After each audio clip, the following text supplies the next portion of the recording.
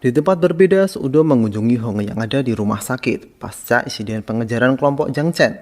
Setelah itu, Sudo bertemu empat mata dengan Hong.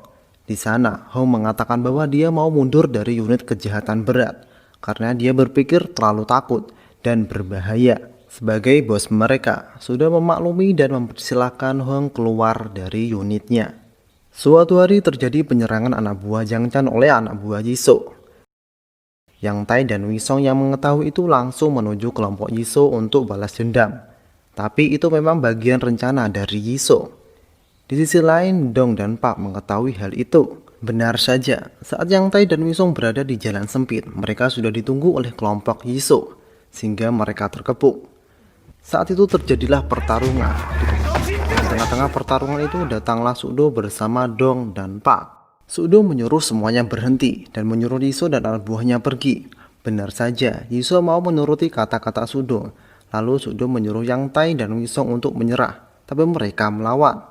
Sehingga terjadi pertarungan Sudo vs Wisong, Yang Tai vs Dong dan Pak. Singkat cerita, Wisong dapat ditaklukkan oleh Sudo, tapi Yang Tai yang lebih gesit dapat kabur. Yang Tai kemudian menelepon Jiang Chen untuk memberitahu bahwa Wisong telah tertangkap polisi. Setelah itu, Wisong diinterogasi untuk memberitahukan di mana Jiang Chen berada.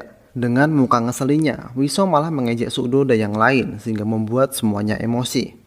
Di tempat lain, hari ini Yisou merayakan pesta ulang tahun ibunya. Di sana dihadiri banyak tamu dan ada juga anak buah Yisou. Di tengah-tengah acara, tiba-tiba ada seseorang datang membawa penyemprot gas. Ternyata dia adalah Yang Tai. Yang Tai bermaksud membalas dendam kepada kelompok Yisou. Dan ternyata Jiang Chen juga ada di sana. Sampai akhirnya Yisou terbunuh oleh Jiang Chen.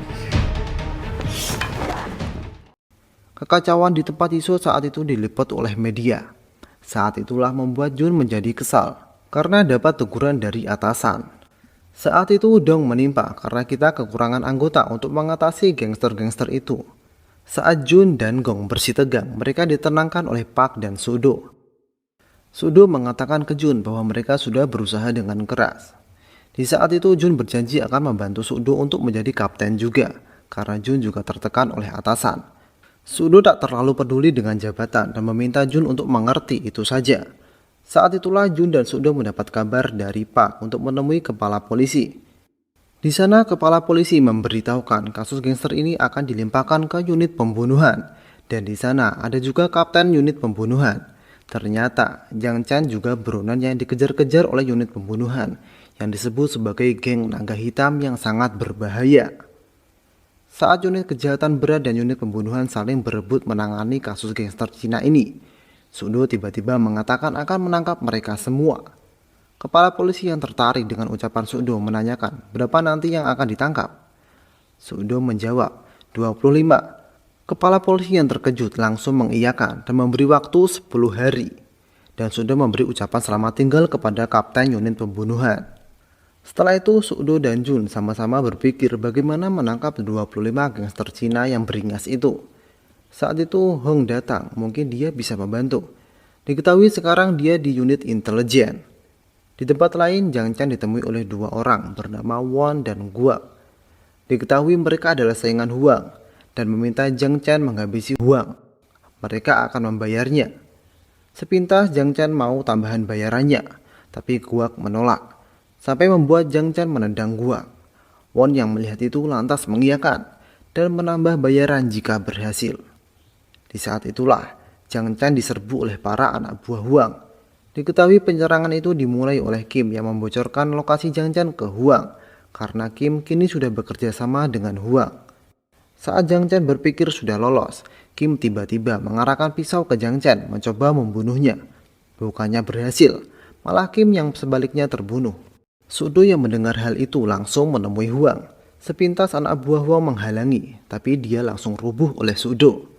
Kemudian Huang bertemu dengan Sudo. Di sana Sudo memarahi habis-habisan Huang karena sudah dibilang jangan bertindak, serahkan semuanya kepada kepolisian, dan menyuruh Huang bertanggung jawab atas keributan yang terjadi.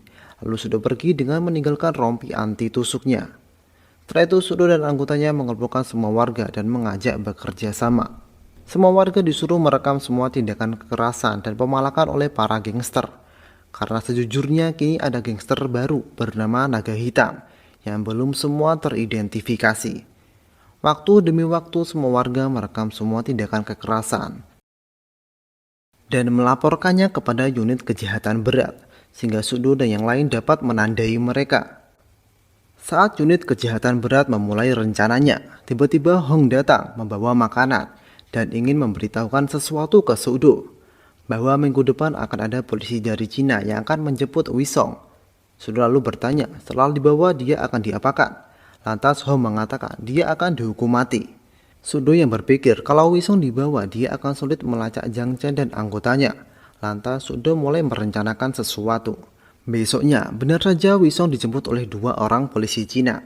Saat mereka sudah berada di dalam mobil, polisi Cina itu tak sengaja menjatuhkan narkoba dan berkata sulitnya mencari pasar di Korea. Wisong yang melihat itu lantas mengajak mereka bekerja sama dan akan menjadi pangsa pasar bagi mereka. Singkat cerita, mereka setuju dan nanti akan bertemu lagi. Lalu Wisong dilepaskan.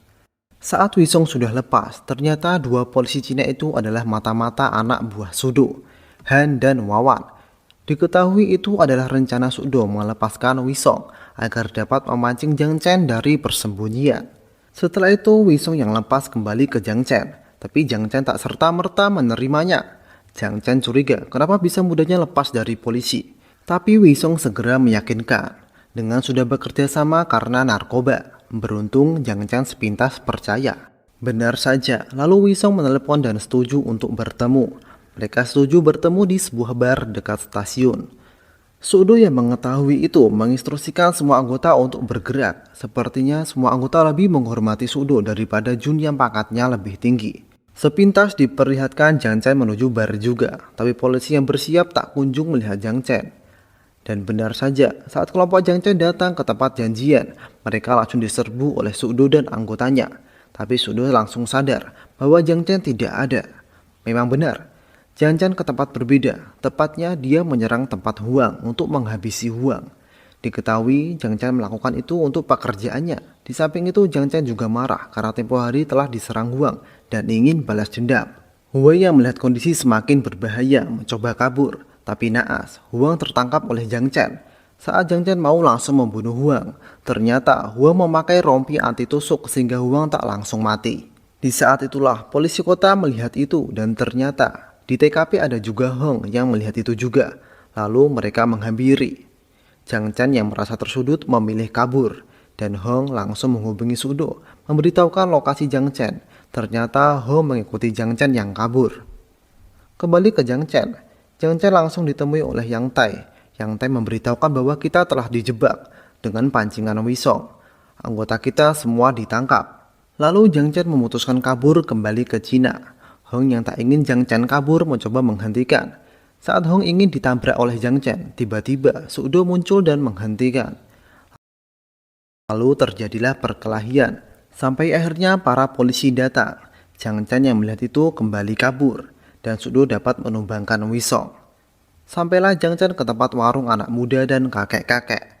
Lalu Jiang Chen menelepon Guak untuk memberinya uang dan menyiapkan pelariannya ke Cina. Jiang Chen berbohong bahwa dia telah membunuh Huang. Di saat itulah Jiang Chen menemukan foto-foto anak buahnya yang diambil untuk diserahkan polisi. Saat Sudo yang mengejar Jiang Chen sampai di TKP, anak muda itu dan kakek itu sudah kritis oleh Jiang Chen. Beruntung mereka berdua belum mati. Saat itulah Sudo diberitahu Huang bahwa Jiang Chen bekerja sama dengan orang bernama Guak yang menjadi saingan bisnisnya. Sekarang Jiang Chen menuju bandara karena Guak telah tertangkap dan disuruh bersekongkol. Benar saja, Jiang Chen ditemui Guak menuju bandara. Saat Jiang Chen berada di toilet bandara, dia sudah ditunggu oleh Sudo dan terjadilah pertarungan sengit antara mereka.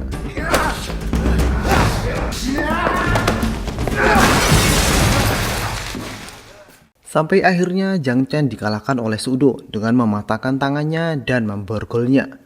Tapi Jiang Chen masih aja bacot dan masih saja sadar.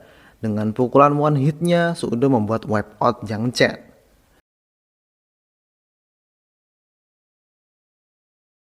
Setelah itu diperlihatkan Hong sepertinya masuk ke unit kejahatan berat lagi dan mulai berani dengan bahaya. dan diberitakan bahwa unit kejahatan berat telah berhasil menangkap gangster berjumlah 30, dan itu pencapaian yang luar biasa. Dan di scene terakhir diperlihatkan Sudo mengajak makan-makan anggotanya. Anggotanya menilai Sudo pantas dapat pangkat yang lebih tinggi, tapi Sudo tak terlalu memikirkan itu. Dan di saat itulah dia dipanggil untuk bertemu dengan komisaris. Dan kisah ini berakhir.